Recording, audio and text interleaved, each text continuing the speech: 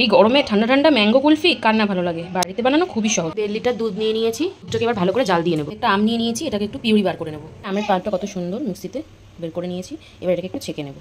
দেওয়া দুধের থেকে কিছুটা দুধ এই মিক্সির বাটিতে তুলে নিলাম, নিয়ে কিছু পরিমাণ কাজু এর মধ্যে ভিজিয়ে রাখবো। এখন দুধটা ঠান্ডা হবে একটু, কিন্তু কাজুটা ওর মধ্যে ভেজানো থাকবে। পাচ্ছেন দুধটাকে জাল দিয়ে কতটা কমিয়ে ফেলেছি। এবার এখানে চিনি দিয়ে দেবো, দিচ্ছি এর মধ্যে চিনি। এবার এটাকে আবার ভালো করে ফোটাবো। দুধ ওখান থেকে নামিয়ে ঠান্ডা করে রেখেছিলাম, সেই থেকে এবার একটু এটার সাথে মিশিয়ে তারপরে একটু ছেঁকে পাল্পের সাথে মিশিয়ে নেবো। এই যে দেখুন,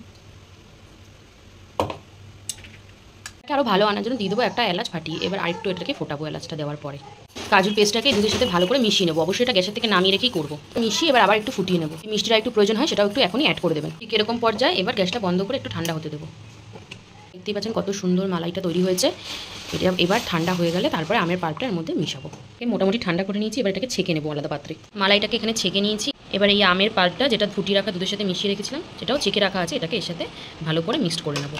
পাল্পটা দিয়ে আর মালাইটা দিয়ে কত সুন্দর ভালোভাবে মিক্স করে নিয়েছি।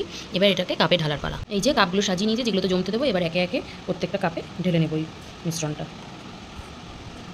ঢেলে কাঠিটা দিয়ে এবার এর উপর থেকে ফয়েল পেপার দিয়ে তবে মুখটা মুড়ে দিয়ে এটা ওভারনাইট ফ্রিজে রেখে দেবো। এই যে সারা রাত ফ্রিজে রাখার পরে এই যে সকালবেলা খুলছি, দেখি কেমন হলো। দেখতেই পাচ্ছেন কত সুন্দর আইসক্রিমটা জমেছে। ম্যাঙ্গো কুলফি মালাই।